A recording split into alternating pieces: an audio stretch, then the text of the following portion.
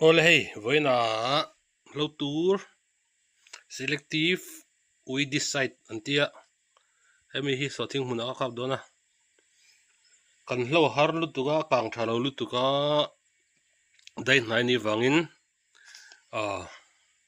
hetlem ka test la hen to voin hi ka kap tak tak to dona hemi hi metribuzin 70% WP intia trick ania hemi hi aming hi ma se metribuzin ti hianin company dang dang hian hemi hi ain ang vek don lo ni trick kher khani don lo ti hre tur metribuzin ti hi ni chuan a thani mai chuan hemi hi gram zania hala hen ji ka gram za hala hen he gram zania hemi hi lo ka na khami spray bur khamo spray bur li adai ni hemi hian gram za hian spray bur li kan hmang don ni an soidan ania dor nei tu ten an soidan nia mithiam ten an soidan nia hemi hi spray bur li mun li an thenanga voili ka kan hmang don ni chuan sorting mun chu kan kap sorting mun a hi kan kap dona nim kha lo thi don ni sorting na holowa tu chu ka lo ka panga chuanin a result te po an tilang le zel tur anga yang chuan mun lo tur kha mun lia kan thena hetiang vel bor hin ta a ken tui kan pulanga a khatin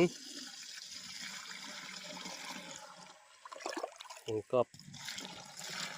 ni sorting na halo ti wang han sorting a kha chu ka lema han dim ve dei thei de la tur ni ve tlat ma lo tur ti wangin a hnim te ka kan kap na sa zulanga sorting a chu kumpel thei pe chuan kumpel kha thani alo pu zeu ti ve kha chu poi chuang lo a holo turan siam khani tat me hol lo turan siam khani tat me yena khatanga an kap do ni chuan hei hi kar hei hi ka test na nia kar khatna nia hei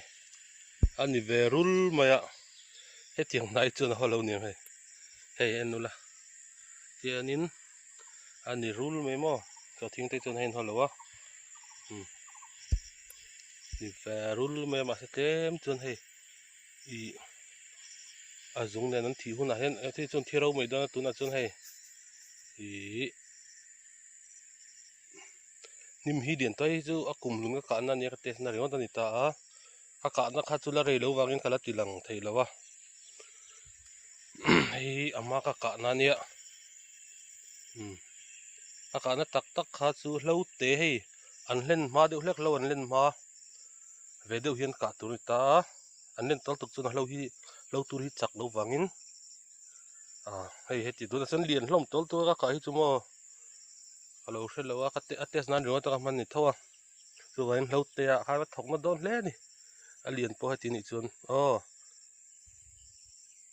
khati zong khani phot do se